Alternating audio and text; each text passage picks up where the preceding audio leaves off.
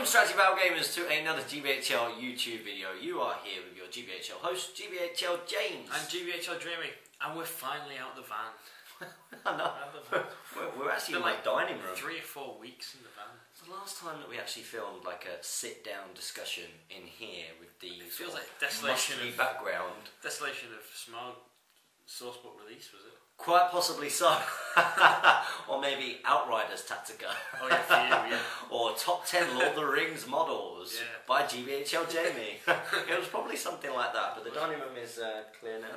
And yeah, you cleared all the stuff out. I basically just chucked it all in the cellar. Basically, the lowdown is that, you know, I couldn't be painting in the gym without doing my painting responsibilities at home. And by that, unfortunately, I don't mean painting miniatures. I mean painting the cellar. It's looking good. We're getting there. So we're going to do some filming in here today. It is another week's edition of Speak Friend and Question. And we're going to get stuck in. We've got quite a few questions this week. Yes, we have. Got quite a few. At least quite a few comments. Yeah, I've noticed that a lot of people just say things. People are just commenting now. I've got to comment something. Mostly ribbing me. Yeah. Some description. For example, Owen Wright. He's put Shell on Flame would have used a detail brush. So for those of you who didn't watch last week's Speak Friend and Question, where were we? We were in the Biotic Gym. Biotic Gym. And I've been painting and I was a little bit... a bit loopy. You know, with the paint fumes. Getting there in there as well. Yeah, I would not have used Find It. I've not used a detail brush for ages. I've not used... Shocking. I've not you're not painted or anything, have You you? painting Rohan Infantry? Yeah, I am. Are you honestly taking that? Yeah. Are you? No, I don't think so. You are, aren't you? He's scum! I'm hoping this is you taking a really bad list, not to try and show me up, But to help you out. but to help me out by cramming the Kingdoms of Men. with rubbish armies. Maybe. That's the kind of thing that GBHL Jamie would not do. No, that's not going to happen. No, I think the Rohan Infantry Force is going to the sort of fun thing that Damien's hosting before on Friday. Between sort of, I think it's 1 and 7, he's going to run 3 games. It's just a bit of fun. Yeah. And then it's our Deadliest Warbands thing from 7 o'clock afterwards. Oh yes it is! Who's going to get involved in that Deadliest Warbands War? Have you sent off to Nick Payton? I have not, no. Might as well, it looked good. I spell checked it for you, so that's always my contribution to a rules pack. Yeah, cool, we'll get that sorted. It was very good, you clearly didn't do that as late. Next up we got Owen Wright again. He's put, Owen Wright doesn't drink hot drinks and now he has a vendetta against James. Good. It's because you're all weirdos, you don't drink hot drink. You drunk some tea now. Yeah, so I didn't like it. I've had 3 of them, but I didn't like it. It was just drink. Yeah, didn't like tea. Continue. GBHL podcast, meaning Jamie. Yes, join me in my cold drink crusade, GBHL Jamie. And then Dave E7492, I think it's one of the guys from Ireland that you're supposed to meet. Yeah. But Jamie, funny story. Too bad we couldn't contact ye. Myself and Luke would have paid for your bus fare to the airport if you were stuck. It's only €3.25.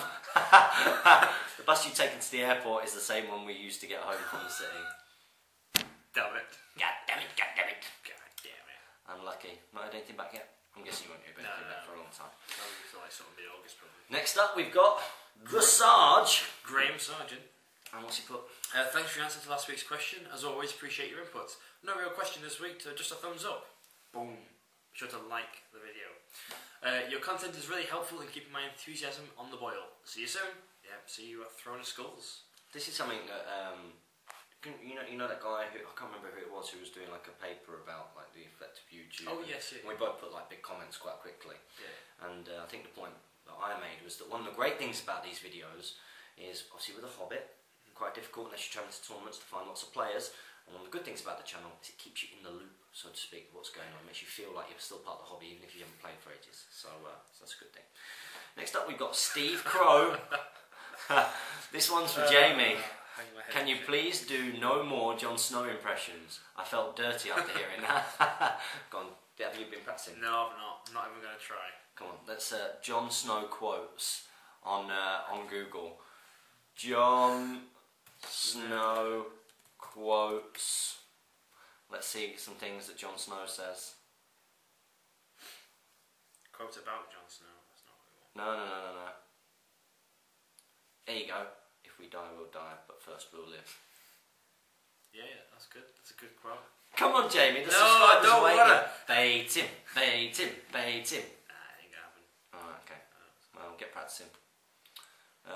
Next up, we've got Reben 1532. Yeah, thanks for asking questions, fellas. Jamie, I will be severely disappointed if you don't get Vikinged up. Me too. Me too. After that day. Anyway, what's the most ridiculous price you've ever seen on the likes of eBay?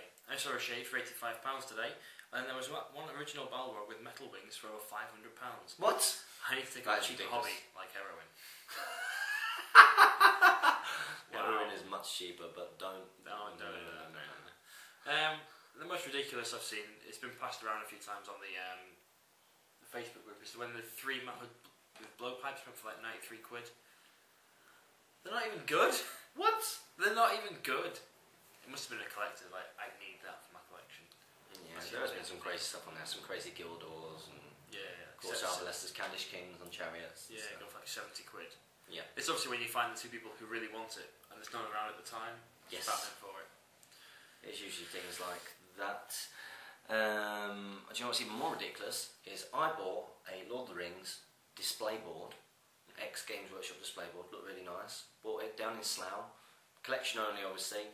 Paid for it on it. I said to them, you know, cash on collection. It's like, no, if you can pay through PayPal, that would be great. Just so I know, it's at my parents' house. These are numbers that you can get in contact with. I knew my granddad was going down there to do some work. So anyway, trying to contact them.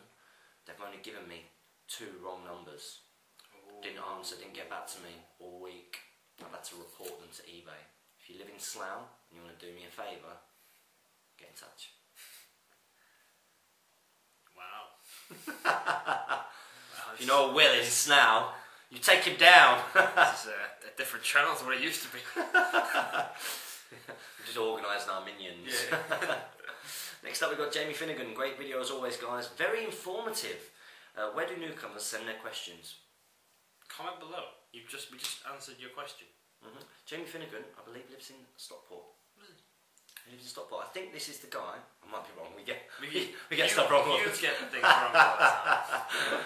I'm sure this is the guy. He saw a picture of me training on the guy who's doing training for me at the moment, Facebook, and he sent me a message saying, really, really small world. He said, but you've just popped up on my friend Matt Lee's thing, and I've just realised I've been watching your YouTube videos all week, and you've got me back into the Lord of the Rings strategy battle gaming hobby. Isn't that crazy?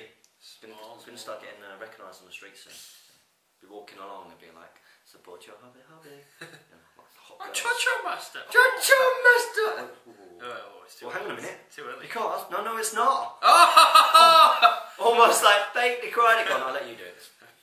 The next question here is from Cho Master!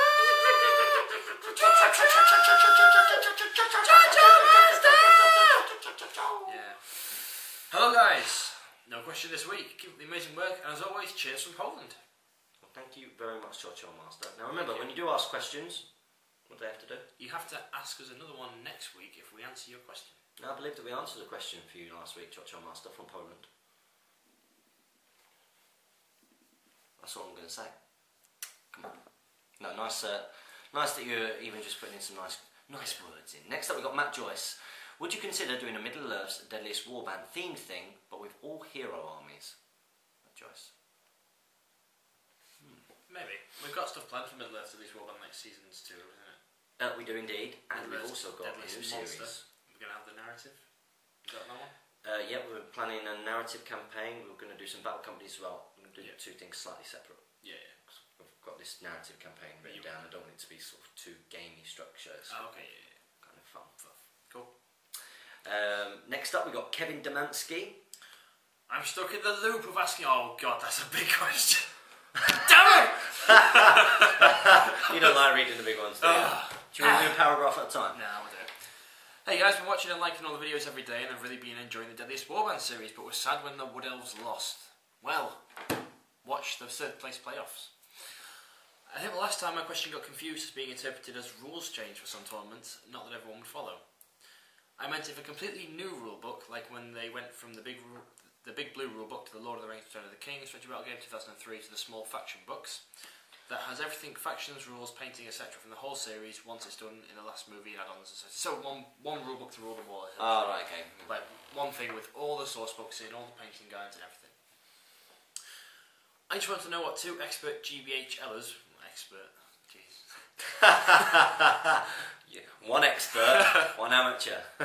Would do to make all factions in game a little more even, or change whilst making the rules that are a little iffy / cause problems in their reading, etc. Better in a Lord of the Rings happy strategy game, hobby strategy game. Final rulebook that we'll all buy because we love our hobby. So let's start off with that. Yeah. So rules change. Well, I'll tell you what's going on at the moment. There's like big community FAQ that's being basically run by Damien O'Byrne, but it's a group thing. It's a group thing, really. It's sort of like put to us by Damien, but I think there's a group of like 5 or 6 of them that discuss the rules originally. Yeah. And then we can challenge anything they put forwards.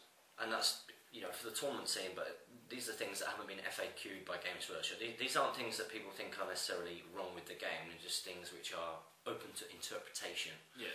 Either way, and you've got a certain number of people on one side and a certain number of people on the other. So that's kind of being sorted out, isn't it? Yeah.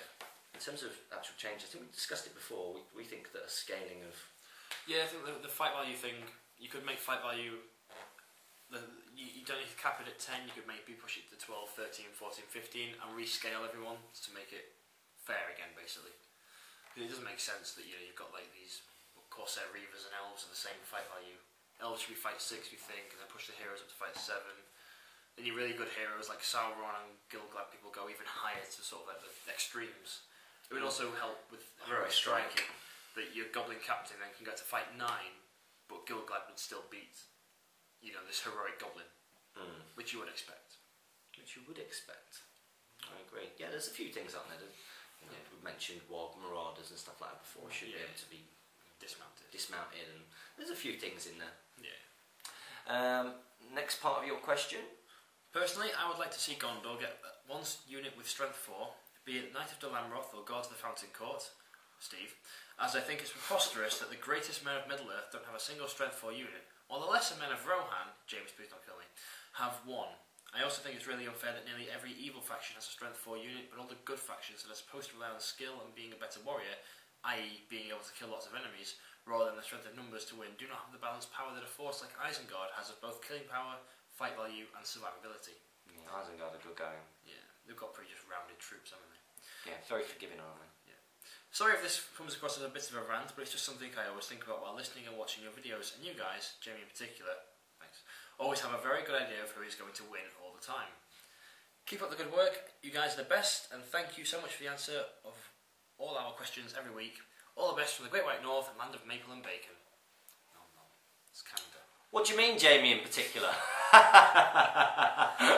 can I say?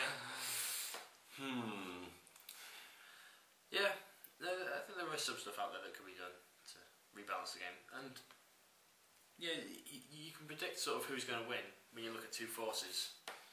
You can see on paper who should win, and then player skill determine sort of. So, for example, on paper, I lose all the time, but as you've seen in many battle reports, me versus Jamie, you know, doesn't work like that. Especially when you start cheating. Especially when you start rolling extra dice to win. Yeah. But what would be really interesting is actually to hear from these guys. You know, if you could change one thing in the Hobbit strategy battle game, what would you change? And maybe just include that as part of your question, because it's really interesting for us to have a think about as well. The wider community thinks. Prancing Pony has shared us again because you're a legend. And next up we've got Oddvids. He's put, hey fellas, it's been ages since I've asked a question, so I thought I'd get my head back in the game. Good man. You are back in the loop, my friend. My question is, what are your opinions on the larger beasts or monsters of the SBG game? By this I mean the likes of cave drakes, dragons, beasts of Gorgoroth, dwellers and Gullivar, etc. These models never seem to crop up in battle reports and army lists. And I was wondering whether this is the case of them not being viable at higher points values, or of people just not simply owning the models. Keep up the good work, and looking forward to meeting you both at my first tournament next month in Grinstead. Boom. I'm there. East Sussex Wargamers now, aren't they? They are East Sussex, Mid Sussex. Mid Sussex. Mid Sussex. Yeah, it's East Sussex. The next stage for their renaming is Sussex Wargamers. Just taking over south of England Wargamers, and then them and Titans have a big scrap, and be cool. Yeah, sure. Anyway, about not cooking up battle reports. Covering battle reports. They could. You've got a dragon, haven't you? I've got a dragon. reports and stuff. I was thinking about bringing it today, but no. But you didn't. It didn't. Cave drinks, none of us have got those. Beast of Gorgoroth, none of us have got I those. don't really like the Beast of Gorgoroth. You've seen a few Mumuks. Yeah, seen a few mimics. Looking at some of the old battle reports, we play a couple of Mumuk Guild. I play against some Dwellers of the Dark, against Charles Sims in some tournament preparation. And Gulliver, I expect we'll see quite a bit of Gulliver maybe at the Throne of Skulls. Makes a good general, flying general, can regenerate its wounds. 5/7 or 6. 5/7 I think. Yeah, I mean, partly obviously we have to rely on who comes down and plays. I mean, you might not see it so much in some of the battle reports, not just because of that, but we tend to find with a lot of the bigger monsters. Because you've seen like Treebeard and stuff, I think, and yeah, eagles, and you've seen some Isengard trolls, Spider Queen and trolls. I think the big things that you're talking about there, it's like Watchers. And they're not seen normally in the game anyway, especially to the tournaments, which is what we've sort of focused on recently, mainly. Because the points value is generally about 500 points, and most of them that you've listed are 200 plus, or 170 plus. So they take a huge chunk of the army, and the games will be over probably a bit too quick. Yeah, I mean we could do a show off. We want to show off some different Well, kinds of styles of battle. You'll see them in Middle-earth's Deadliest Monster. Yes, you will. Middle-earth's Deadliest Monster is going to be cool. I think it's going to be cool. Have we told them about it yet? Or are we doing that? I think so. I think we've just been leaking it this video. Yeah. I think you need to wait out for Middle-earth's Deadliest Monster. Next question. Got a couple of replies. Yeah, we've got XTS Warzone. Thanks for answering my question, guys. No, not the loop. Yeah, you're stuck now. Question for this week. Which would you consider to be a better all-round force? Gondor or High/Galadrim Elves? Thanks again. Email you soon with the rules so far. Oh, and which Deadliest Warband was your favourite playing? It's the rules for his Warband. Is a war game. Oh, yes, yeah. No problem at all. We look forward to reading it. Gondor or Galadrim Elves or High Elves? Well, I think... Definitely not High Elves. High Elves are not rounded. They have one troop type. So Gondor versus Galadrim. Gondor versus Galadrim. Now, I think... Galadrim, probably. Well, if you say Galadrim... I mean, if you take the whole list of Wood Elves and Galadrim and everything, then definitely that. You know, if you say Lothlorien, yeah. Then yes, I think Lothlorien beat Gondor for their... Lothlorien and Merfolk. Their sort of ability to take anything. Gondor are sort of restricted. Well, they're not restricted, but I think just the hero choices for Lothlorien makes it an all-rounder list. Yeah, they got some really good mid-range heroes that can do a lot. And they've got the Fight 6 heroes, which is the big thing. And Romil. Filth. That's why he takes it. Not filth. Yes. Golden Fate. Yeah, but still. And then there's 3 replies. XTS Warzone. Oh no, here we go. General Giddings. I personally think Gondor is rubbish, to be blunt. Woodland Realms are good, but High Elves not so much. Well, that's what we just said. Yeah, I wouldn't say Gondor's not rubbish. They're very sort of, as Tom Harrison says, an average force. Average. What is it? The Jack of all trades and master of none is Gondor. Then XCS Warzone put General Gideon, thanks mate, I've got loads of Minister of Warriors, so I might do a few conversions. Got loads of evil stuff, which force do you add? This is like a conversation between them both. I'm not reading out your conversations. No. Next up, we've got the Prancing Pony. You both always talk about converting models with axes. Because we're not cheesy in any way. My question is, where do you get the axes from, or do you make them? If so, how so? And also, how do we tell Element Games we found them through you when we buy from them? Well, we'll answer that last bit separate. Converting models with axes, you bought them from eBob. I bought them from eBob, though I bought 3 packs recently and he's out of stock. They've all sold out. Doesn't surprise me. People have been buying them. There's lots of cheese out there. He's waiting for a restock, and then he'll send out 3 packs to me. But I buy them from eBob. He sells packs of 10 swords, 10 shields, 10 axes, roughly. It's estimations of the bundle. They're £3 each per pack. With mine, I've only done that conversion once, and that was for the Reavers. You took the Dwarf Warriors. Yeah. Axes. Gave them swords. I've not given them swords yet, but I will be doing it. The Dwarf Warriors will have swords. nice dwarven sword, you know, with a little diamond at the end, like Balin and stuff. Be cool. Really themey. And yeah, that's what I did. Now, in terms of how do we tell Element Games that you found them through you when we buy from them? Now, I think that this has been a difficulty for lots of people. Yeah, I think I've had this problem. I have bought sort of the odd bit and bob off their website and not seen the Dropbox easily that says, "Where did you find us?" Because we recently got our payment through from them for for sort of the percentage of sales that have come through them. Now based on our sort of estimations and sort of spending and how much we've heard people have gone to them and found through us, we were expecting a few £100 for sort of half a year. Yeah. That's not exactly how much it is, but let's put it this way: we might treat ourselves to a KFC on the way down to the front of Skulls. As a stretch. It really wasn't a lot, and it was very disappointing, really, because we were quite hopeful of that partnership, especially even if you took into account all the ticket sales and people being up at our event, and buying from Element Games. Now we don't know whether that's sort of from their end or whether that is just the difficulty in navigating to find it, which might be likely. But we've not. Don't get me wrong.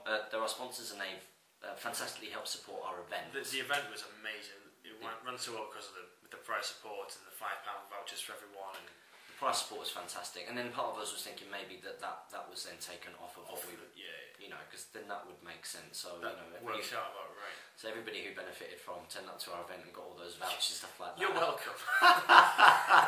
Yeah, we paid for that. That's what it feels like anyway. But yeah, there's a little drop-down menu. If you're going to buy from Element Games, it's important that the first time that you buy from them that you do that little drop-down menu thing. And then if you can't find that, then it is worth emailing them to say, listen, it's really important to me that if I'm buying from Element Games, that it is clear to you guys that my purchases are because I've come through the GBHL channel, and I want that to be known.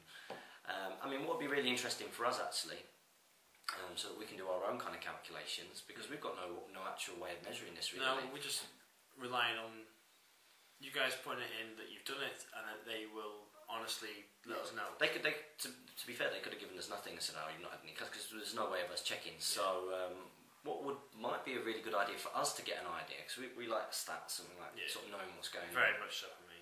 Yeah, you love the stats, don't you? You've been giving me graphs of the channel growth and stuff recently. It's been good. If you have bought from Element Games, and you bought from Element Games since we started the channel, and you've gone there thinking, well, I'm supporting the Hobbit hobby, if you could get in contact with us and maybe send us an email to I Love Wargaming, just let us know what you bought from there.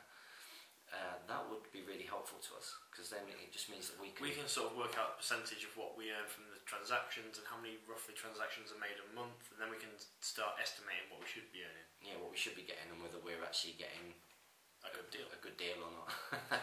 Basically. But yeah, there you go, Prancing Pony, and thanks again as always for sharing all of our videos. Next up we've got George Downing. Hi guys, this is my first post, and I've only just found your channel these past couple of weeks during exams, so I've been distracted from revision. Apologies. Sorry.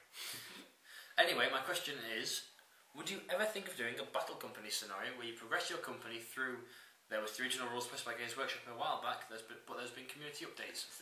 I just think that sort of progression of some companies would make an awesome playlist. Thanks. Well, George, we're doing it.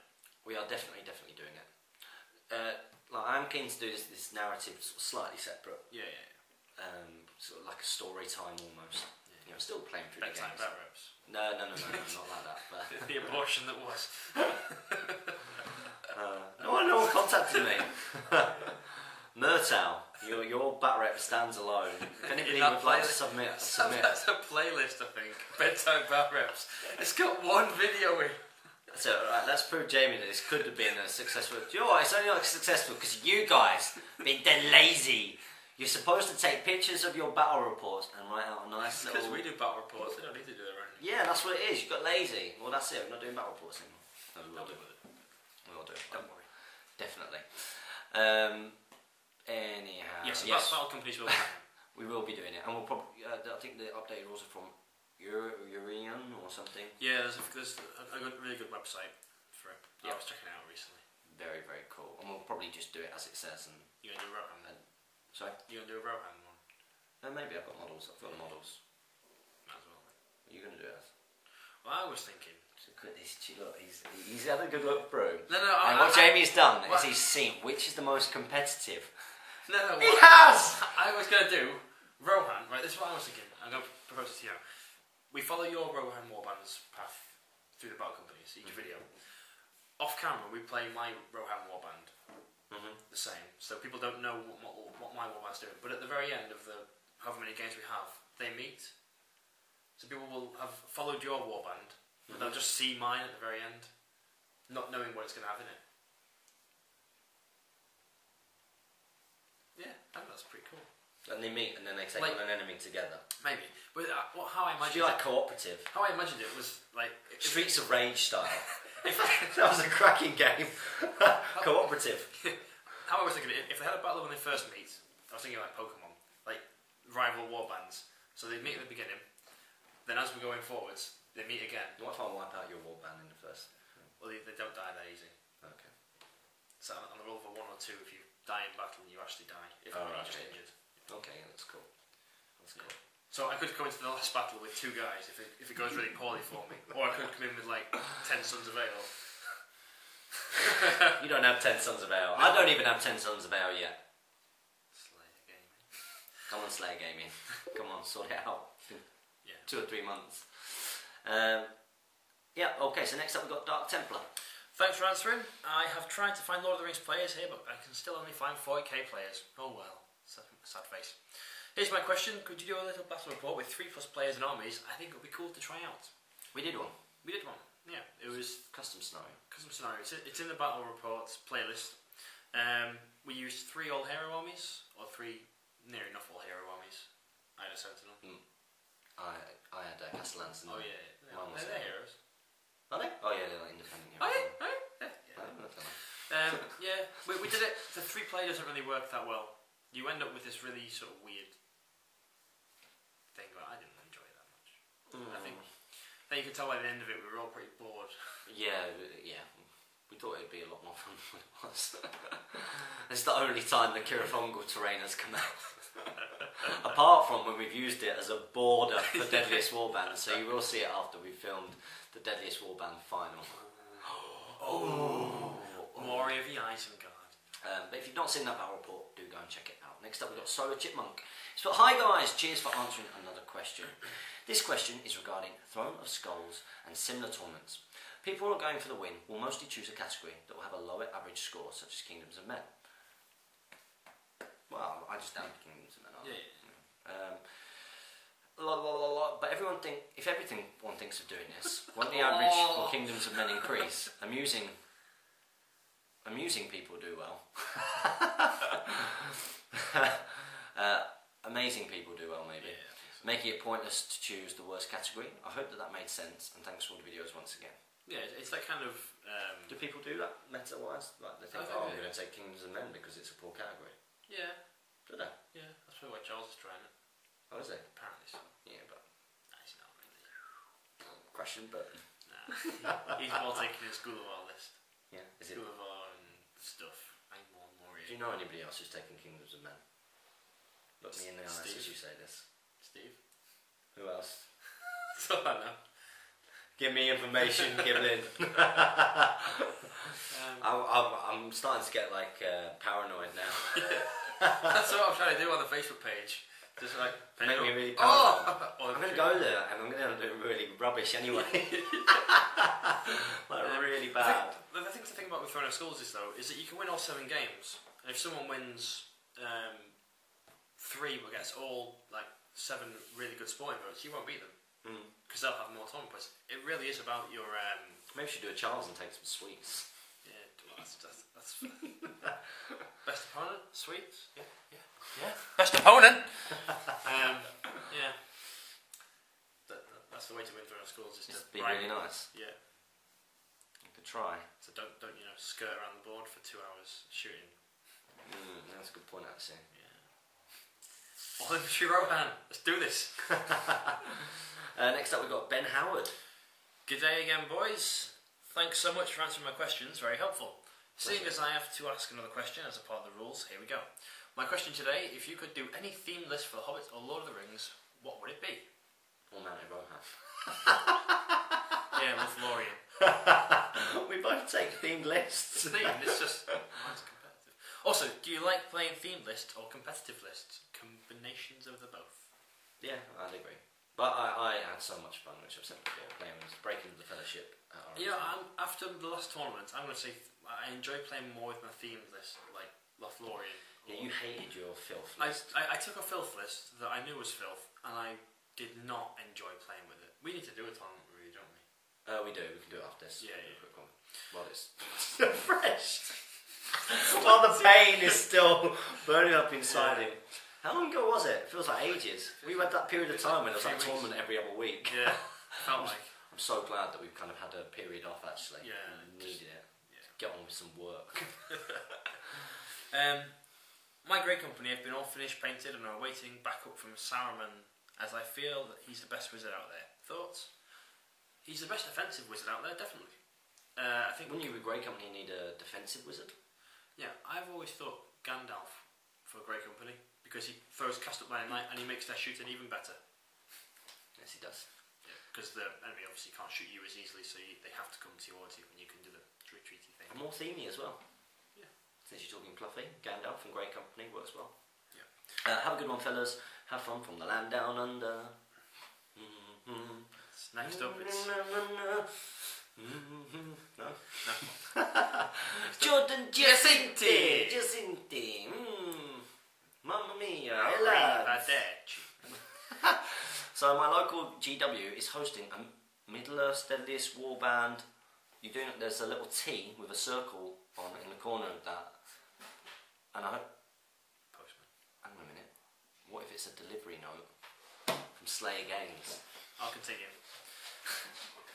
Each warband can be 200 points. I think the games are going to be played on the Goblin Town terrain set. I play High Elves, and I'm wondering what hero and troops you guys think will be the best at this points limit and terrain choice. As always, keep doing what you're doing, and respect from Canada. No, it's not, is it? Just straight away on, isn't it? So, it's 200 points. He plays High Elves. They reckon it's going to be played on the Goblin Town terrain set. What should they take? Plays High Elves, wondering what hero. So you play High Elves and you're on Goblin Town terrain. Assuming you're allowed to name characters for this, because it's not like Games Workshop to limit that, because they want to sell the models. So, if you had to take Eladon and Elra here on horses with, actually I don't even think that would be great for a lot. Shield, Elven Blade, Shield, Spears, Banner. The heroes for High Elves are so expensive though. At 200 points, you're not going to squeeze many troops in. Do you know what, that's true? Like you think Eristor, and you could probably get about... If they're allowed the heroes, because if it's Deadliest Warband style, then it might just be generic captain. Which is If it's just heroes, you might as well do all hero. Yeah, whoa, sit forward. You've spent the light all crazy. Sorry. Jesus, man.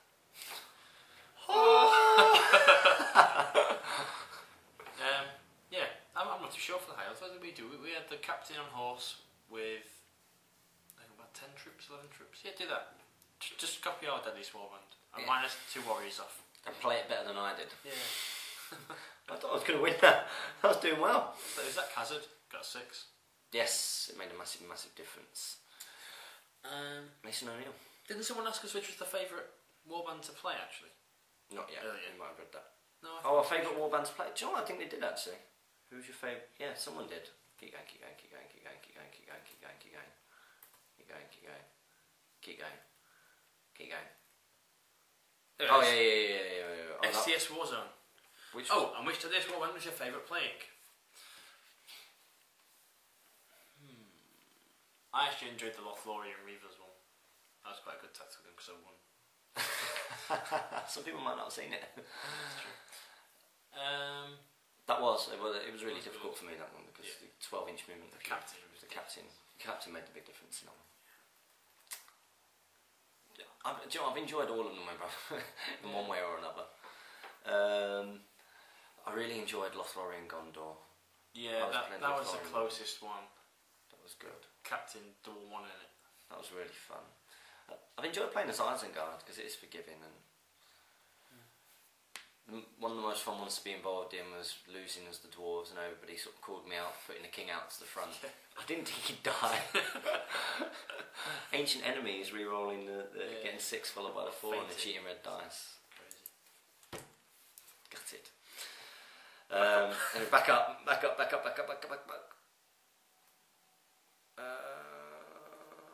We just done GSNT. Yeah, so next up we've got Mason O'Neill. Hey guys, who do you think is a better ally to go with the Necromancer in a 1,000-point army? Bolg or Azog on the White Warg? And what are the benefits of Bolg or Azog? With the Necromancer. Azog is a good hero killer and Bolg is a good troop killer. I'd say Bolg then, because the Necromancer can just throw Shield Soul out on a hero until he's dead. Doesn't Bolg get stronger as he kills more troops? He does, yes. He can eventually become a mighty hero, I believe. What? When he gets like 10 kills, he becomes like Aragorn. That's good for the end game. Yeah. After like two or three kills, he gains Terror, then he gains Harbinger of Evil, and I think he gains Mighty Hero. He's good. I'd take Bolg. He's defense 7. Looking forward to seeing a new model for him. Yeah. Let us know how you get on with that, Mason. Next up, we've got Ginger360. Hi, James and Jamie! My first question, so bear with me. I started the hobby with painting in mind only, and I've only just got into the gaming side of things. I had Minister of Knights and Warriors with Aragorn from the Black Gate as my hero. Would you recommend I carry on down the Kings of Men road for my army, as I love the look of the models, just not sure if they would be strong enough? Thanks guys, I love the vids. From Rich. Thank you very much. Welcome to Speak from the Question. Welcome. Make sure you ask the question next week. See you in the loop. I would say, yes, continue. If you enjoy the models, that's the thing to do. Always, go with the army that you love the theme of and look of most. Yeah, the thing, if you want to make your army strong enough, is grab yourself some Guards of the Fountain Court. Maybe don't take Aragorn. He's very expensive. He's cool, but he's not the best hero out there. People like Faramir and Baragon, they're your saints. Especially those sort of low to mid. Yeah. 1,000 points, then start thinking Aragorn. Yeah. Even then, 270 points or so, he's very expensive. So this is the whole sort of having to take Anduril. Having to take Anduril. If you didn't have to take Anduril, then it'd be awesome. Yeah. And Ginger360 put, P.S. James, where did you get your dice? I want some. Which ones? I've got One Ring dice, which I won for creating the best battle reports out there. and and then I've got the Blue Element Games dice, which were gifted to me as part of their sponsorship. Very one-sided, all these sponsorships. It's true. Next up we got HD Miniatures, Harry from Australia. Yeah. Hey guys, been away a while, looks like the vid's going well. Got myself some Ale the Young, Sons of Aeol and Pelennor Aelmere, Rohan Grows, or should I say in Aelmere voice, Rohit him! That was pretty decent. That was good. It's better than your Jon Snow. Jon Snow. Yeah. I watched that back last night. Can I just say? I've not watched it. I've not watched it. I watch the Q&A because I watch our Q&A and I watch your videos when I'm doing the washing up. I get loads of washing up done at the same time that I do watch mini war. I don't just sit there on the couch watching videos. It's when I'm doing washing up, and I tend to do washing up a couple of times a day. Genius editing from yourself, because the Jeremy Smith bald eagle is so funny. And he's now made it. Have you seen it? He's made it his little. He's made it his little screen picture. Yeah. What's the eagle called? What's it called? Sam Eagle. Sam Eagle. Like Uncle Sam. That's right, from Sam Eagle from the Muppets. That genius, great editing, well done. And yes, that was a good impression. Would you use the new rules in the old scenarios, i.e. Balance Tomb, Helm's Deep ones, Black Gate, etc.? And if so, which ones, and how would you balance it out? No, we would not use them. They're written for the old rules, so we'd use the old rules. Otherwise, it's not really fair. How would you balance it out? Because the Fellowship becomes so much more powerful with the new heroic actions, like Aragorn, heroic striking every turn if he needs to. Just they don't need it. No. There are some people who have tried like balance them out even in their sort of previous form. Yeah. You know, because some of them aren't balanced. Again, Damien's done a few of that. You know, Barlin's Tomb that we did was him balancing, although that still wasn't quite. We didn't think that was right. I think actually Gandalf needed the 3 point. Well, almost. I don't know. I don't know. It depends how you play it. Well, maybe we should play it sometime with you doing it tactically. Yeah. Rather than running at the front, because Gandalf got stuck in and died. Yes, he did. Yes, he did. It looked cool though. It was a great battle. That's one of my favourite battle reports to watch. It's good fun. Any battle report where you lose. Yeah. Most of them. What are we up to? Thanks. That's it for now. Look forward to your response. P.S. James, you're looking more and more like a warrior of Rohan each video. Grow that beard, man. Be that man. The Rohan man. Cheers, Harry from Australia. As you noticed, I did manage to get myself a haircut last Saturday. Yeah, so you got cornrows. Did you see it? Yeah. It was so funny. After the Friday night class at Sale, my friend Shaz Hernandez from Trinidad, we went into this pub. Now this is a pub in Manchester. You know, it's full of like old guys drinking pints, and they all got involved in this whole cornrowing of my hair. This like lady, she was mega off of her head. She was coming over because Shaz didn't have like the little elastic band you're supposed to put on. She's like, it's not a ceiling. And this lady came home and she goes, how they do it is they melt the wax from the candles. It's like they melt the wax from the candles. So you need to lit these candles. They're pouring wax over my hair. It was brilliant. And Jane cut my hair the next day, so it worked. And that meant I had to get a shave. So as you can see, I no longer look like a Rohirrim. No. Next up, we got Morgan Kant. It's your turn. Hey guys, thanks for these incredible videos and keeping the hobby thriving. Now my question is, do you think Biffa, Bofa and Bomba could be a deadly trio in a battle alongside some Warriors of Erebor led by a captain? Is there some kind of combination there? But I was just trying to think of it, I can't think. Biffa and Bofa. So Bofa can resist magic on 2+ or abilities. which is good. He's good. He's good. But he is only armed, I believe, with a 2-handed pickaxe. And he's got a hand weapon as well. Biffa is when he takes 1 wound, he can call a heroic action for free each turn in the combat phase, I believe. Yeah. And Bomba is Bomba, who can give will points back. So I don't really think those 3 in combination make the best fighting trio. No. You'd be better off if you want a trio of combat people going Dori, Ori, Nori. Have Ori as your sniper, Pippin Thinkable, shooting things, and then Dori and Nori are good. Yeah. Or even better, Dwalin, Dorin, leading your troops. Dwalin. Yeah. That's your best, but for those points, I think Dori, Ori, Nori would be a better trio. Next up is 19 Mark F91. Hey guys, can I use the White Castle Saruman in an evil Isengard force? Thanks, happy Stretchy Val Gaming. You could use the model to represent Saruman, but you couldn't use the stat line because it shows his decay into evil and he loses his strength. Indeedy. Next up we've got Longy 970. Alright boys, with the 9 Throne of Skulls divisions and with approximately 90 tickets sold, this gives an average of 10 players per division. We all know this won't be the case, so how many armies are you predicting to see in each? Okay, let's do some math. Assuming from 90 people. Are there 10 players per division? Are there 10 divisions? 9. There's 9 divisions. Sorry, 9 divisions. I think there's going to be at least about... Is that Hobbit good? Hobbit evil? I reckon there's at least going to be about 50 in Hobbit good. Just from our tournament, there were tons of Hobbit good armies. Yes, there was. And the last tournament there was. So I say about 15 there. That's 1/5 armies. -1 Kingdoms of Men. -2 Steve's got. I think Kings of Men will still be quite a popular one because that's what people own.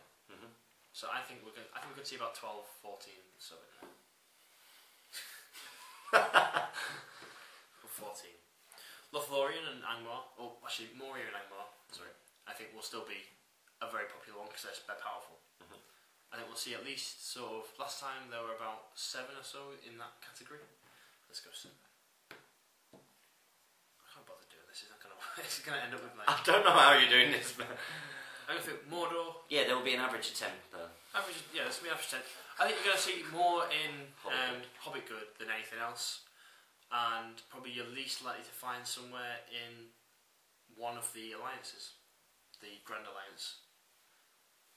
I think Grand Alliance Evil is going to be potentially your smallest, either that or a pure Mordor list. Yeah. Because you'll find lots of crossovers with people who use like Hunter Orcs and stuff. Yes, you will. Next question is from Jonathan Punchon. What are your thoughts on Floy Stonehand? Would he be worth it in a 500-point list with the old Barlin and then Oin and Ori to represent Barlin's expedition? Yeah. Barlin is going to be a general there, obviously, because he's... actually, or maybe Floyd, because he's going to be out the back, probably. Floyd's good. You can counter sort of big things that your opponent brings, like you can get rid of terror for one turn if he needs to, or you can stop devastating charge, or whatever. So something that will help. Ori, probably not the best, but if it's going for theme, then yeah, because those two were there. Yeah. But Ori only works with members of Thorin's company, so only him annoying killing stuff is going to regain his will. Best thing for you to do is try it out and see if you like it. See if you like doing it. Next up we got Scary Clown Urkburger. He's put, hi guys, my question this week is, can Fury prevent wounds on mounts or just their riders? Just the riders. Just riders.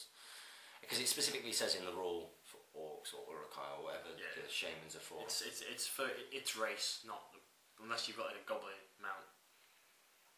Yeah. Like a Warg Marauder. It's a goblin apparently. Yeah. Fury affects the Warg Marauder. Its type is a goblin. Goblin cavalry. Thanks again. Goblin cavalry. Does it say goblin and then... Goblin, comma, cavalry. Fury, 5 upsets. Cheese. Thanks again, and I'm very excited for the finale of Deadliest Warband! So are we. We get to do that today. No. Well, we've already done it by the time you watch this video. Yeah. It's likely that Deadliest Warband final is probably up now. Nah. Next week. This is going out on Sunday. It'll be after the Sunday. I'm not going to get it recorded and put up. We've got plenty of videos of this. Oh, have we? Good. And hopefully when this is sorted, then we've got 2 more. I've got some terrain reviews for myself to do as well. Okay. Do them with me if you want to. Next up, we got Tour Saragon. Hello again, guys. I've loved the Deadliest Warband, and I'm looking forward to the finals. I was wondering, will you ever go? What were you going to do when it's all over? I'm going to do season 2 of Middle-earth's Deadliest Monster. Season 1 of Middle-earth's Deadliest Monster. Season 2 of Middle-earth's Deadliest. Yes, and then in inverted commas, Monster. Yeah. I was watching Gladiator, and an idea popped in my head for a cheesy Champion of Champions bat rep, where you and your crew of friends each brought a hero from a different force and had a gladiator-style fight to the death. I guess my question is, could this work? Not much of a question this week, but my girlfriend is doing my head in, trying to steal the laptop to check her Facebook. Good work, guys. See you soon. I think that this is a really good idea to have like Middle-earth's Deadliest heroes. Yeah. And what you do is you get like a list. You've got the list of heroes, and you start off with the captain of each. Yeah. And you basically got the lineup going from the cheapest heroes going all the way up. Okay. You know, all the way up until the most expensive hero or whatever it is. But there's a limit of so many points in total. So it's like, I don't know, it's up to 800 points or whatever it might be. We'll work it out on the average of what heroes add up to. So someone, and you've got to start off. You put into the arena your cheapest ones first. And that person stays in. And they scrap it out, that stays in, and they stay in with all the stats that they've been knocked off. So if they lose a couple of fate, then they stay in with that, and then the next one walks in, and it's just in a little arena. But you like this one? They just walk and hate each other, don't they? Yeah. I mean, they might as well just stay in base contact. Well, no, because some of them might want to try and shoot for a round and stay at the door at which they enter. Okay. And you just do it, and then you just see which hero is left over at the end. Can we have tiger pits? No. No. Warg pits. I think that it's a really good idea. Send a warg in. Middle-earth's Champion of Champions. I think it's a good idea. And like you do Rivendell versus Gondor, and it starts off, and you've got the captain. You've got your captain versus Baragon. Effectively. And they just come in, and you've got a certain point or something. I think that could be quite good. What do you reckon? Yeah, after Middle-earth's Deadliest sounds quite quick. Yeah. Maybe even before Middle-earth's Deadliest Monsters, we've probably got more of them than we have of the monsters. That's quite true. Yeah. Maybe season 3 is Middle-earth's Deadliest Monster. You might see Middle-earth's Deadliest Champion. Genius. So yes, that's something that we probably will do. I guess my question could work. Not much of a question this week, but my girlfriend is doing my head in trying to steal the laptop to check her Facebook. Good work. See you soon, guys. I've read this. Yeah, I already read that. You didn't. Did you? Yeah. My girlfriend is doing my head into still. I can't remember that. Next up, Common and Friends. Hey guys, congratulations and good luck with the Jim James. And good luck with the Viking extra part, Jamie. Yeah. I wanted to ask a question to do with the elves. Oh. Or if the elves are good enough for competitive play. And if so, which faction of elves are best to use? And apologies for my YouTube name, it's not supposed to be racist, it's from South Park. I know it. I know it. But it is racist. Change it, man. Yeah, elves are very competitive. I've won 2 tournaments with my elves, and 1 was elves. Yeah. Piercing striking Moses. Good alliance, really, isn't it? Yeah. But elves are Mirkwood, particularly like Mirkwood, Lothlorien. Lothlorien more so. Yeah. With the spears and fight 5 everywhere. It's good. Yeah. Yes, they are competitive. High elves are also competitive, but they just lack that versatility. And yeah, enough mid-range. Mid-range heroes, yeah. You can't go 140 points plus for their good heroes. Next up, we've got Jamie Francis. A lot of Jamies on the channel. We've had 2 so far, haven't we? Have we? Yeah. Bit nice. It's a forgettable name. Great vid, guys. Loving all the uploads. Can't wait for the final of Middle Earth Del East Warband. It's gonna be awesome. Yes, it is. And do you know what? If it isn't awesome, we'll play it again and we'll film it so it is.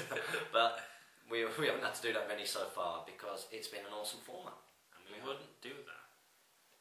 Because we're going to show it. Middle Earth Del East Warband is just a one-off game. Yeah, it is. It is. It's a one-off game. There's a lot of luck involved when you lose. Yeah. But there is. Priority. Priority is key. Priority is big. You'll notice in the ones where priority is lost constantly, those tend to be the ones where you lose. Just no matter who you're playing as. Yeah. Next up, we've got Ian Marley. He's put, hello lads, non-SBG related question for you. Or non-SBG related question for you. If you get to be an extra in Vikings, will you say hello to Catherine Winnick for me, please? Yes. Oh, she's beautiful. Search Lagatha. Lagatha. Lagartha. Yeah? Yeah. That's Lagatha. Lagatha. Okay, I'm checking out this Winwick now. For real? Wait till you see her in the TV series. Is it because she's like kicking bum or something? Yeah, she's a babe. Really? Yeah. She was like, you remember that thing on CITV, Cave Girl? No. She was hot. Cave Girl was hot. I'll show you now.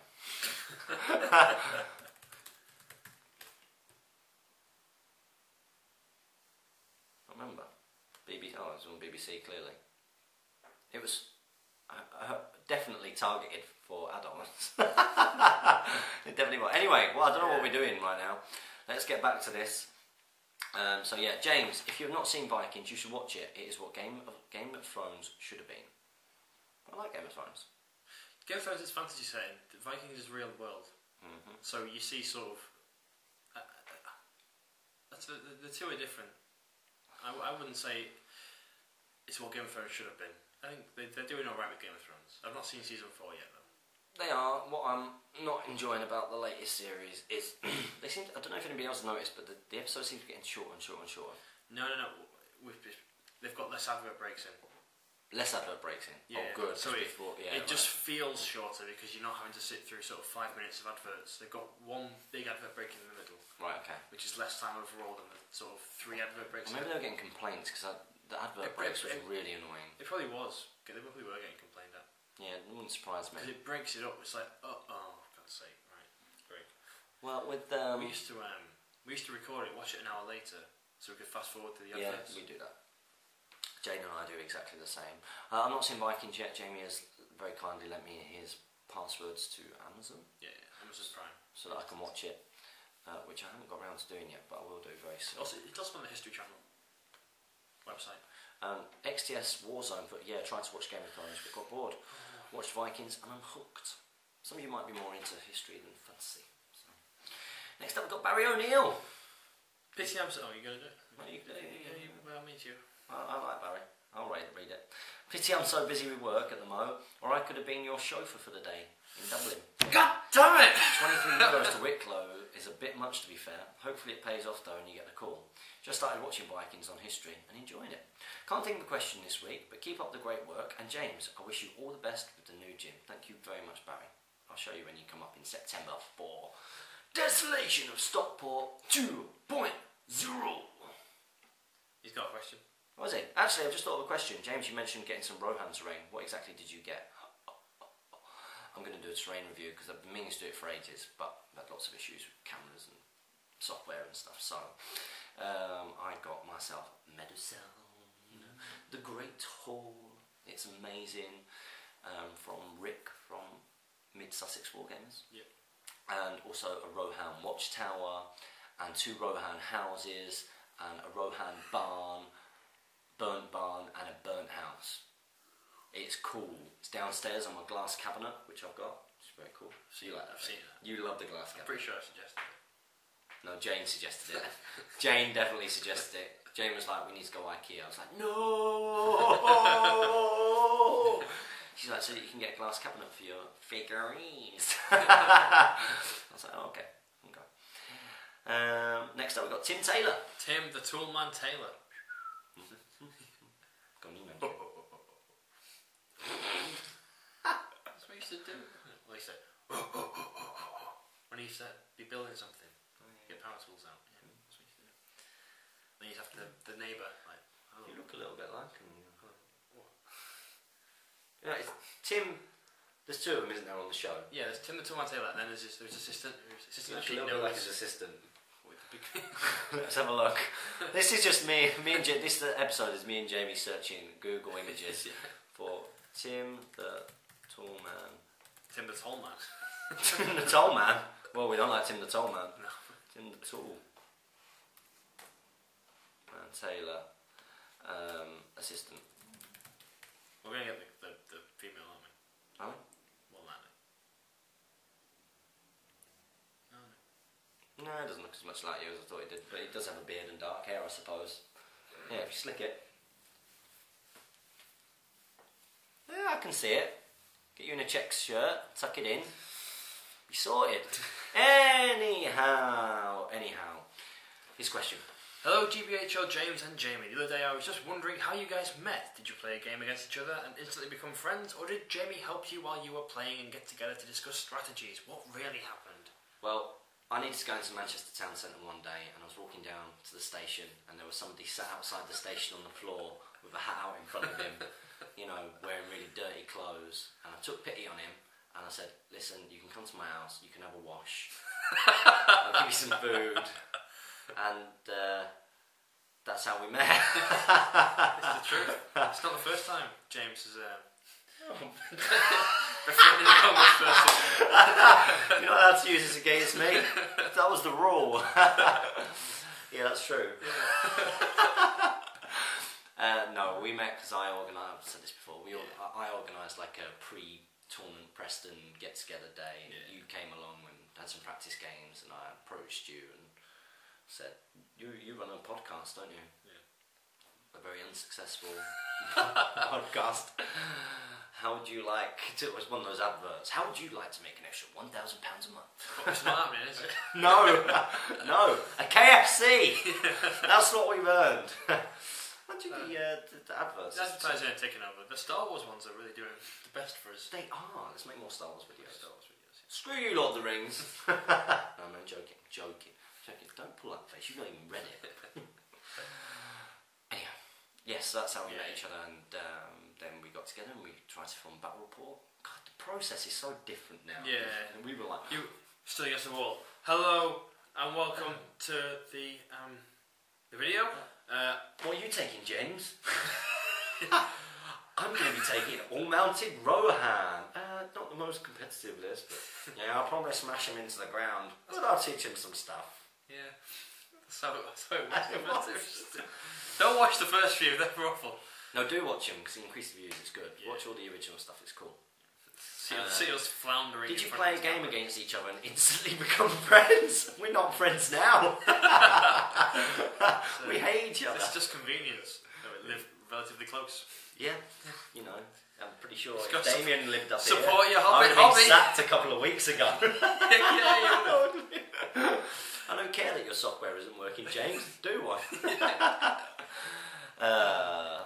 Strangely enough, Damien's videos do really well for us. They do good. And there's something different, and he brings different insight. You know, he's incredibly handsome and articulate. Don't even have to be in front of the camera; you can just sense it. Yes, he's getting to that point. We love him. Chris Murphy up next. Mr. Scottman. Well, he put here, hang on, we've not finished his question. Or did Jamie help you while you were playing and got together to discuss strategies? Well, we really have done.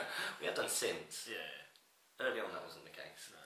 It's with me trouncing Jamie time and time and time again. And this guy here just being like, what's going on? He's got a rubbish army. He's an even worse player. Why am I losing? So it's that always thing of let your opponents win the first few games. I've been playing a while before that, and I know that wasn't the case. It's the first time I played. Yeah, probably that's it. I'll let you have that, Max. Thanks, I need it. Chris Murphy. Hey guys. Oh, I like this guy. Yeah. Scotland. Yeah, Chris Murphy is Scotland. He represents. He's breaking away from us. Yeah, he's like Trying to anyway. What is the consensus on using bow-on models but not using the bows? I want to do an all-mounted Candish army, however horsemen are all equipped with bows. Can I use all horsemen and say only 33% have bows? The sort of consensus is that if they are modelled firing the bow, then they are bow-armed. If they've got it sort of on the back or sort of to the side, or you know. Don't they all firing bows? I don't know, they like them. No, I'm pretty sure some of them have got like an axe and the bows on the back. The horsemen. I'm pretty sure. Let's Google image searching. Yeah, Tim the Tall Man. We're going to check. This is. I think it's the luxury of having a laptop. Having a laptop in front of us. Candish horseman. Oh yeah, some of them are modelled with the axe. So you could say the ones that are modelled with the axe. So you get three with axe, 2 with bow. Yeah. So use the ones with axes. As not. Otherwise, it would get confusing for your opponent if ones with bows Suddenly weren't having bows. suddenly didn't have bows. Yeah. Yeah. No, Makes sense. Hashtag pro. Hashtag pro. Oh, you really are turned into Damien with his random hashtagging. I think it's great. It's funny. I think it's ironic hashtagging. That's why it's good. It's not actual. Apart from hashtag hit number 52 models. That's great. Yeah. That's a good one. People took that one up. Yeah. Touring TLA. Hey guys, thanks for answering my question. I agree with you what you said about buys. They are really awkward to sort out. Yeah, I agree. I'm glad we didn't have to do anything like that for our tournament. He's put, are you guys coming over to Ireland for Conclave 2014? The Hobbit SBG scene over here is slowly coming together. Cheers. Now, I have a feeling the Conclave coincides with the the Mid Sussex. I think it's 2 weeks after Throne of Skulls, isn't it? Oh, is it? I have a sneaky suspicion it might do. In which case, I've already paid for my ticket for that one. So have I think. Might be sad. But next year, give us notice and we'll be keen to book it in. We'll book it in. Book it in. Next up, we've got Tom Turtle. Welsh Bowman for the win. Us Welsh are winners. Winky face. Really? Bit of history. I'm only joking. We're part of a great union. Yeah. Aren't we? We are. Yeah. That's the union. It's the Welshmen go, oh yeah, we're the great Welsh Bowmen. You fight for us. Just wondering if we could have a quick 2-minute bio from both of you. Nothing too personal, just to get to know you better. Also, James, I was wondering about your military career. How long were you active? How long was I active? Yeah. Were you ever deployed, and if so, where and for how long? If you do not wish to disclose details concerning your time in the armed service, I fully understand. I do not feel the need to answer if you prefer not to. Also, what music do you guys like? Sorry, forgot to ask. He asked a second. Oh right, yeah, I was looking at that and I was like, whoa, Jamie, I'm really impressed that you can read. I thought that you'd memorised it, and I just needed to click the read more bit. Yeah. I was very impressed for a second. Okay, so a little bit of a bio about you. There's nothing interesting to say. I grew up in Before Liverpool. Jamie met me, he used to sleep outside Stockport Station and didn't wash, and now he met me. Look at him now. Look, he looks reasonably smart. He's got hairs all over his That's just... white polo. Are these your hairs? Yeah, these are my hands. Oh, okay, that's Thanks. So, yeah, grew up in Liverpool, moved to Manchester to go to school, then went to college here, then went to university in Sheffield, then moved back with my job at Legoland, and I've been there since, and I've played Lord of the Rings for about 6 or 7 years now, in a very quick bio there. Yeah, and obviously the highlight of his life was meeting me a few months ago. For myself, I was a bit transient growing up, lived in all kinds of places, was born up in Southport, which is near Liverpool, and was brought up down in south east London, and lived in Deptford and Lewisham, and then lived in Kent for a while, even in Essex for a touch, and moved back up north, and I've lived up north since I was 14, and moved to Manchester with my ex-girlfriend after being in the army for a while. And if you want to know about my army stuff, I joined the TA when I was 17 and was travelling across after I'd left college, and then I decided that I wanted to give it all a go for real, so I signed up doing my full-time reserve service and went to Iraq in 2006 for 6 months, and yeah, it was hot and interesting. It was hot. It was very hot. I can imagine. Very hot. A lot of it very boring, and then some very short periods of time which aren't very nice. But that's what the military's like. So yeah, that's... Yeah. Oh, what music do we like?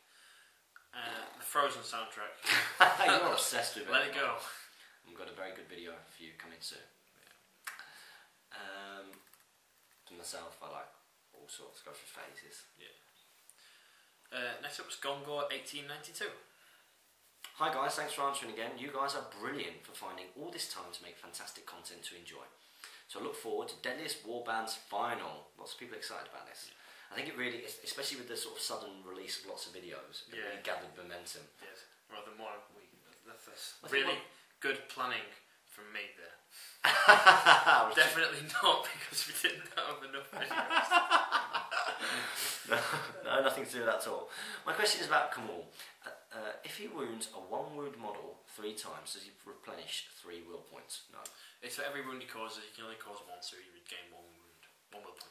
Thanks and keep it up. Looking forward to seeing how long Jamie's beard reaches. I don't think it'll be as grand as I'm hoping for. I reckon by September, what's that, about 4 months or so? Probably about... Yeah?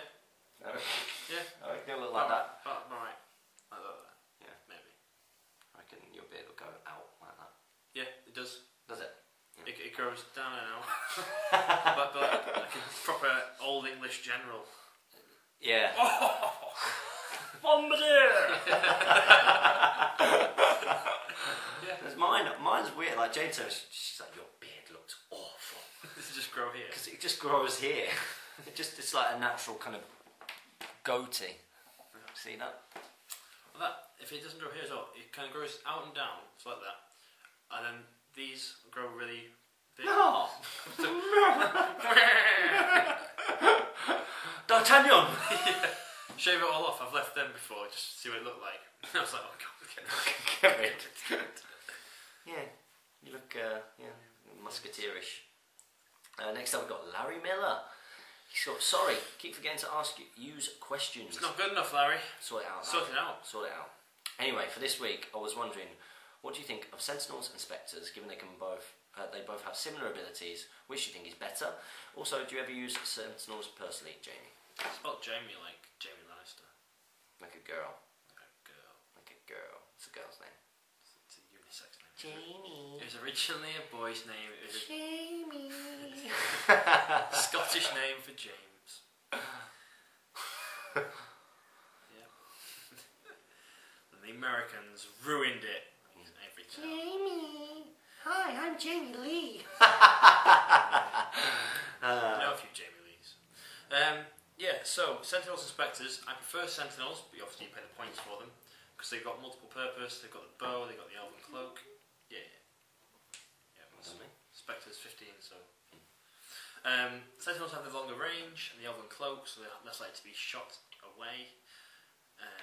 But but only and 2 attacks and fight 5. So you have got some purpose. And they're quite normal blade. What do you think that?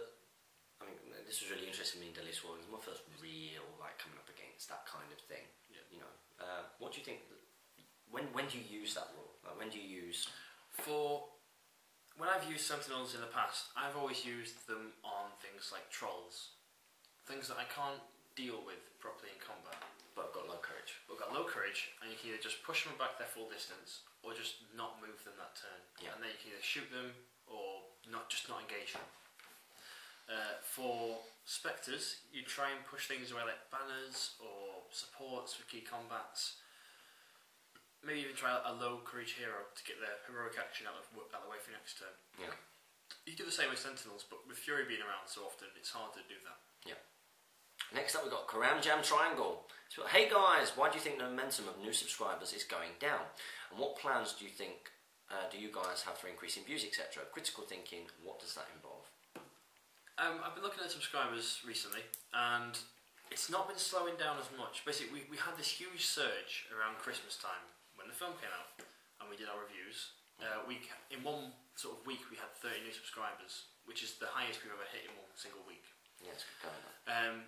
Then every week since that week, obviously, YouTube has this sort of, what do I call it, exponential growth where we got that 30, and then we got sort of 15, and then 12, and then 10, and it slowed down, and we're sort of hitting sort of 7 or 8 per day. Per week? Per week. Yeah, per week. Not one a day? No, yeah. That's about right. No, actually, I think yeah, about right. No, we get about 30 a week.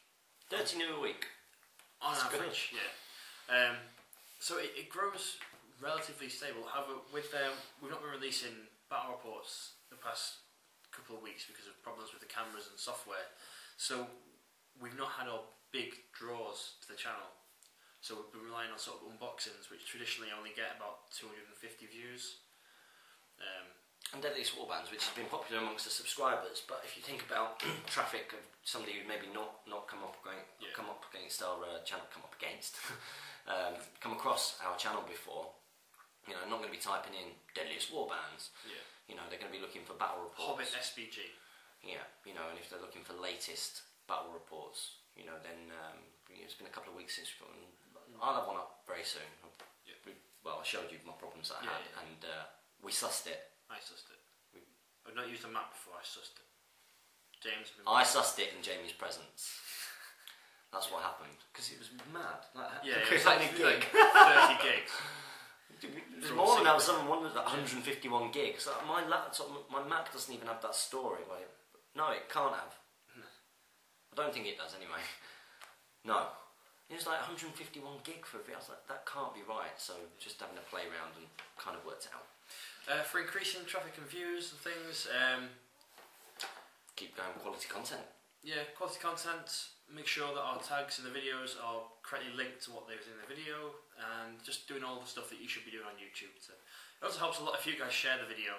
It's stuff that we don't have control of, but you pass it on to people who we might not already know. I think making sure that content is regular and good quality is important. So, you know, we did make a promise that every week that we try and get 2 battle reports in, and I guess we kind of have done that even with Deadliest Warband. Deadliest Warband, we're sort of telling ourselves counts. Yeah, so at the moment it's had to. Yeah. But we're quite good at getting this out every week, no matter what's going on. We seem to find a way. Find an hour or two. We find a way.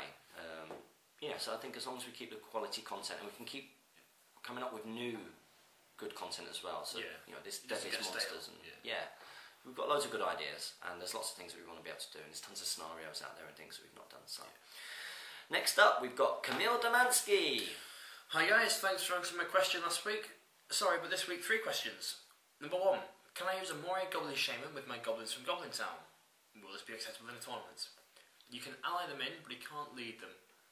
So you have to take a Goblin Captain or King or Grishnak. No, it's Grinner, isn't it? And then ally in the Shaman. Question 2, can I use Can I use 2 of the same looking Goblin Captains in my army? Yes, just maybe try and do something on the base to differentiate between the 2 of them, or paint them differently or something. For your own benefit as much as your opponents, you know how many might and stuff each one's got. Yeah. Question 3: if I want to make 2 warbands of the Warriors of the Dead, who can lead the second warband? Any hero in the fiefdoms list. Imrahil. Can lead them, yeah. Forlong. Fall on the fat. On horse. On horse. He's good. Fuck more, let him know. Yeah. You don't even need to take the King of the Dead for the Warriors of the Dead. You don't have to if you don't want to. No, you don't. Keep up the great work. Isengard to win Middle-earth Stellaris Warband. So much pressure on whoever draws Isengard. It's going to be me. You know it's going to be me.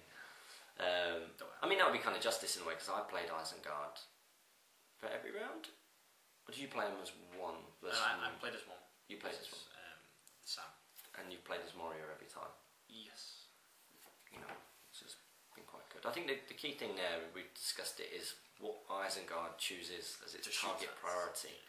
You know, does it try and get rid of troops? The troops. Or the War Marauders? Or even, you know, the Battle Swarm.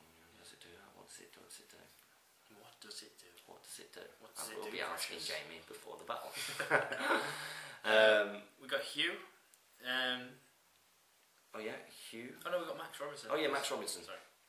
He's put, "Hi guys, thanks for answering my question last week, and I'm loving the great content being uploaded. Glad you're enjoying it, pal. My question for this week is, in Boromir's profile it says he has heavy armour. I recently bought Boromir foot mounted without heavy armour on the models. How does this affect his stat line and points cost? Thanks." I think you bought Boromir of Gondor, by the sounds of it. If he's not wearing the heavy armour, he's probably the Fellowship version, which means he is only defense 6 and doesn't have any fate and only 1 will point. Do you think people mind if you... I don't think the majority of people would mind, particularly. Some people might. Yeah. But yeah. You can make it clear. Boromir of Gondor is great fun. He's great. He's awesome. Zero fate, 6 might. You can't get any more fun. You just go in and try your hardest. 6. Yeah, just go in, swinging, dying, but kill a lot of stuff. Before you do. It's awesome. Now we got Hugh. Thanks for all the work you guys put in. My question this week is, what about you guys personally? How did you guys? How did you guys meet your significant others? I don't have a significant other, I'm afraid. No. That dog that you were sat with outside the station. I don't like dogs. You've been the dog that you were using to help you beg outside the station. Yeah, just too much maintenance. You don't have a significant other? I don't. No. Really? Really? Who's sexing you at the moment? Giblin is player. Who's texting you at the moment? You're getting a bit red there, Jamie. You getting any text at the moment? You are a little bit red. No, I'm not actually. Yeah. How did you meet Jane? We'll talk later. I met Jane. I went to go and get my hair cut in the Trafford Centre, and yeah, I went in there. Like I used to go, but it was well expensive. But because I wasn't from Manchester and where I was living and everything, I just couldn't find anywhere to get my hair cut. So I just dropped in the Trafford Centre. I got my hair cut. No, not the one in Selfridges. The Regis is by Debenhams. Okay. And I've been in a few times, had my hair cut by different people. Didn't have a regular hairdresser. You know, they'd say, "Oh, who's your hairdresser normally?" I said, "I'm not bothered. Just anybody cut my hair." Yeah. And then I went in there one day, and no one was busy.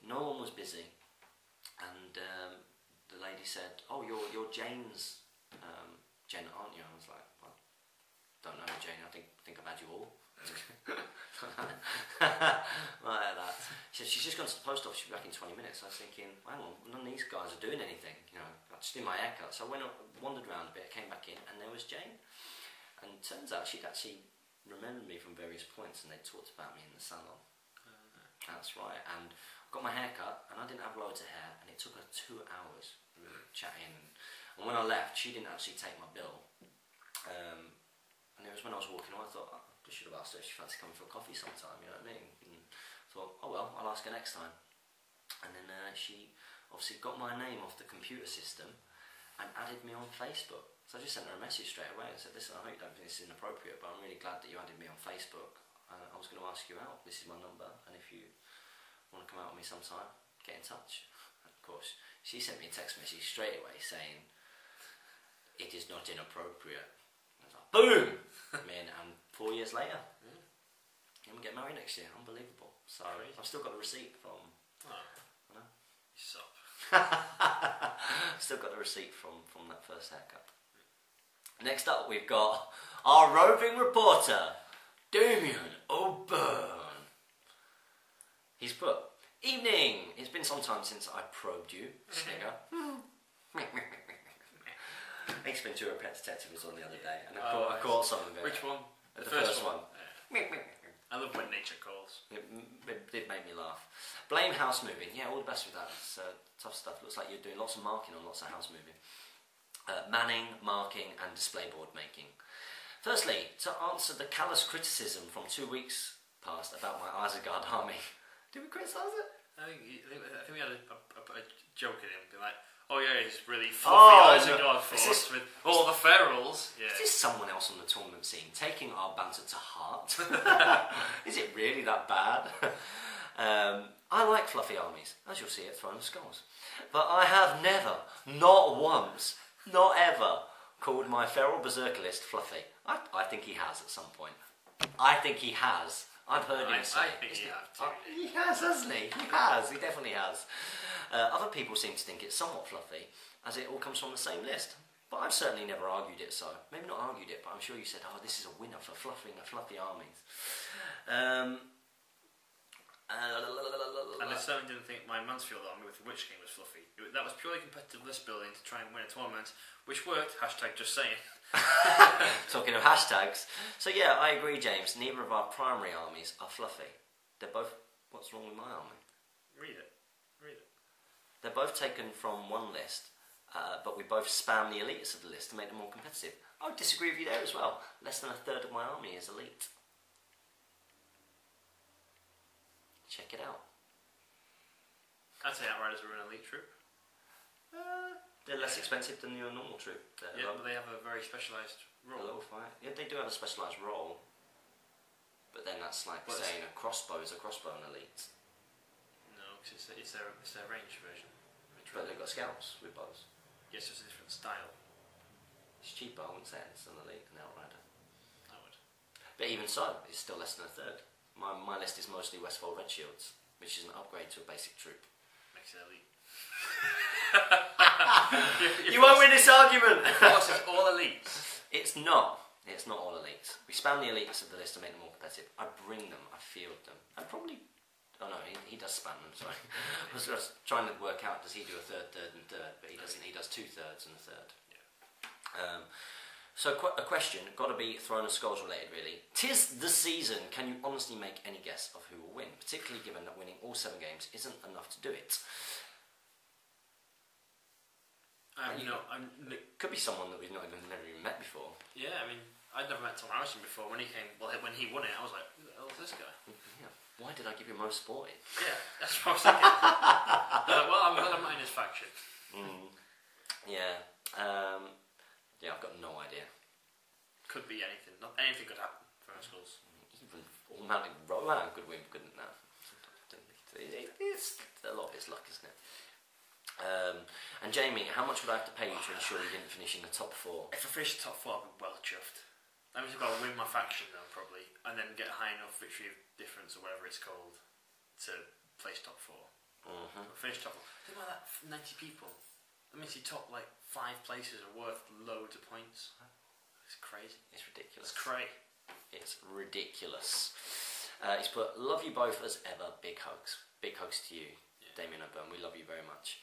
He's put, P.S. Kids in glass houses, James. Mere weeks after calling me out for segregation of hobby friends and other friends on Facebook, you declare that we're all over here in your fantasy world. For shame. Shakes my head.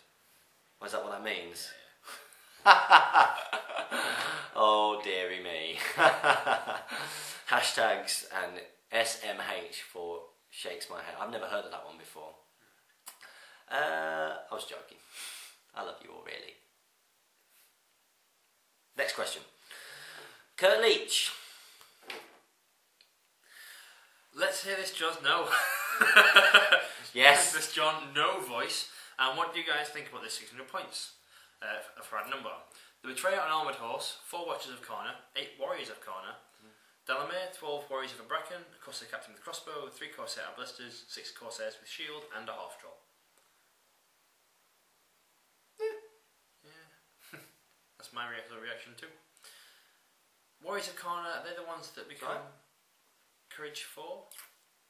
Are they the ones that get the increased shoot value? They get increased shoot value or warrior. Do they have bows? If not, why are you paying the points for them? Yeah. And to be fair, if you can get 8 more watches of Kana, do that. Do that. Do that. Do that, because they're better in every way and they're only a point more expensive. Maybe some spears in the list is what I'd say there. You don't have any spears from this current. And also, you've got 3 Corsair Arballestas. Those warriors of Kana must just be... Yeah, they're the Haradrim that have upgraded. Yeah, and I think the upgrade is for... Is it for... Fight for... No, it's shoot value. It's just shoot value. Yeah. Well then surely, if he's got 3 Corsair Arballestas... oh yeah. You can't do 50-50 if you've got Corsairs in there. Yeah. If that's what you lose the Serpent Sting there. You lose Serpent Sting if you've got Corsairs involved, so I don't think you can do 50% bows, and I think you are 50% bows, presuming that those warriors of Kana have bows, which is the only reason for bringing it. Oh, I see what you've done. You've done it as if that Corsair warband isn't there. Those are half and half, and then you throw them in. Just with the inclusion of Corsairs at all, you've lost the Serpent Sting for the entire force, not for those warbands. So, unfortunately, you're going to have to drop some bows or the Corsairs. It's illegal! It's an illegal list. Next up we've got Kurt Leach. He's put, I'm going to be sneaky and ask another question. It's not sneaky. We're going to be overt and ignore it. Yeah, if the betrayer is the general of your army and use up all your will doing spells and you remove the model off the board, does your opponent get any VPs? Yep, you've removed as a casualty. Yep. Lee Bruin. LB. Hi guys, first time posting. So welcome! Welcome. You've got to ask a question next week. So I want to say how great it is to see some great SBG coverage on YouTube. My question is, do you think Angmar Shades are worth 100 points and how would you use them in an army? You just sit them behind a wall of stuff and they'll win you the game. Just, yeah, they're great. They're a pain to play against. Did it help you out much when you... Did you have a shade with your... No. Did you not? With your goblin on? Not with the one. You needed not the one at Mansfield. I took the Boom Lake instead. Thought I'd try it out. Didn't enjoy it at all. No. Shade's cool. Shade's good. I think we should do a cheese bat rep at some point. Yeah. The most cheesy good list. Most cheesy good 500 points versus the most cheesy evil 500 points. Yeah. Try that out. Yeah, could be good fun. Yeah, shades are cool. We both got one. Yeah. I've never used mine. Mine's on eBay. You selling it? Yeah. Yeah. Make a profit. Don't need it, yeah. Next up we got Doom Bunny. Awesome. Hopefully I'll snuck this question in under the wire. You two may be the worst people to ask, but how do you control your spending urges?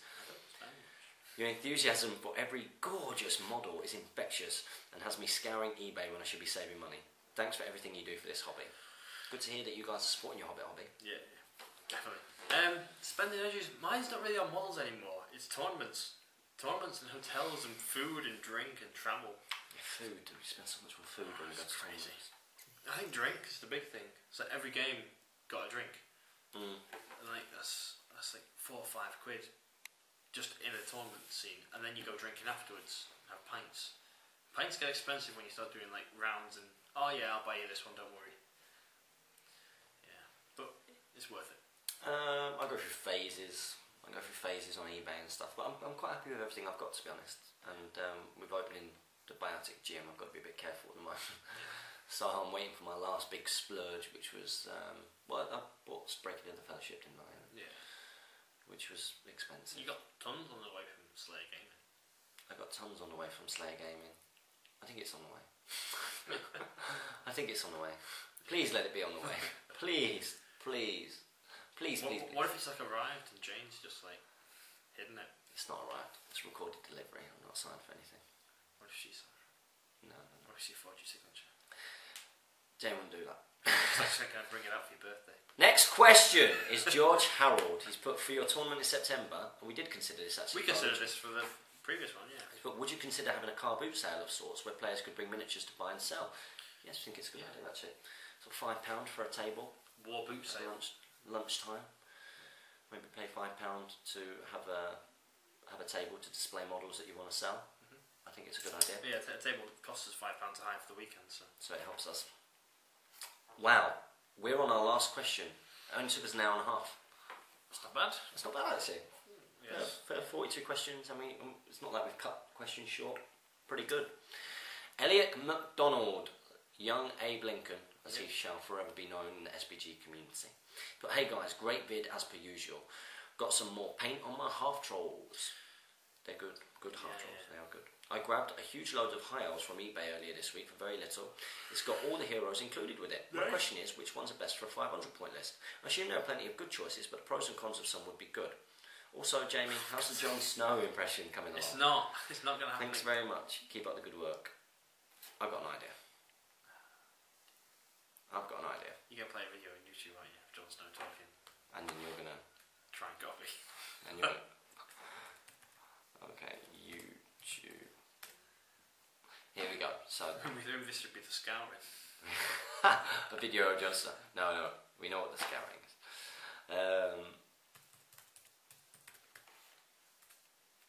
Here we go. Let's have a bit of... Make sure it's not with spoilers. Season 3. What? I understand and wish to proceed. It must have swearing or rude stuff in it. Oh, well, we can't do that, can we? Oh, that's a good point, actually. We can't play a Game of Thrones clip because it's got loads of swearing in it and stuff, and we've got no control over that, and Jamie doesn't really want to have to do any editing. So maybe we won't do that. So yeah, he's refused this week to do his Jon Snow impression. I think that Jamie is particularly vulnerable to peer pressure.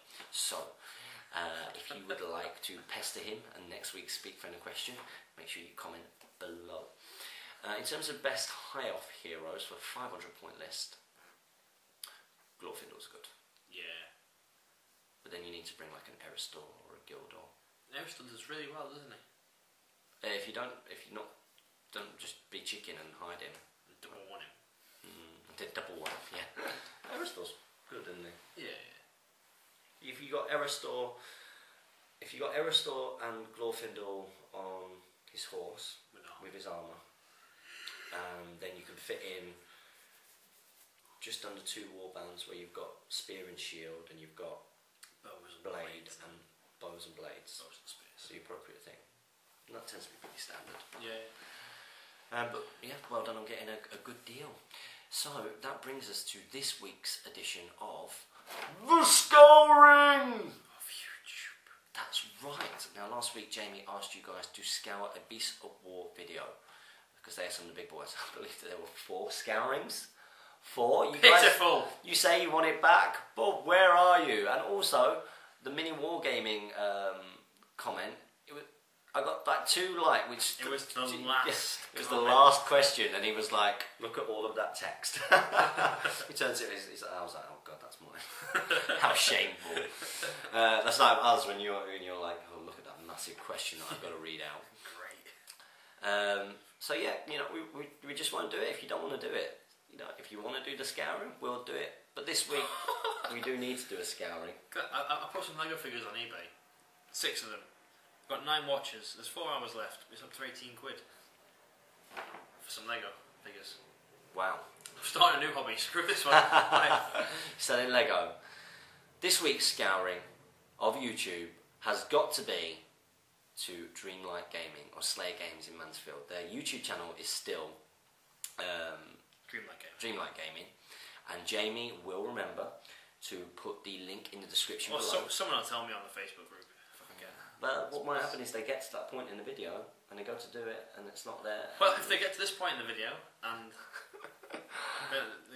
I told you, Jamie, everybody else watches our videos all the way through, including myself. Now we're going to go on to one of their videos. It's their most viewed video, and the most viewed video is Dark Vengeance Mission 1 Battle Report. So this is a 40k video. It's the most viewed video, so that means that it's got lots of exposure, and that's what the scouring is about. It's about making YouTube aware of our Hobbit hobby. And you guys are going to get on there and you're going to say, sounds like you put on a cracking tournament, in Mansfield. Thank you for supporting your Hobbit hobby. But where are James's models? He's been waiting for 2 to 3 months. Where are they? So that we can see Beorn and Axemen of Lossenark and... I posted... I'm going to interrupt the scouring here. I posted my photo of my infantry on the Facebook group. the Rohan infantry.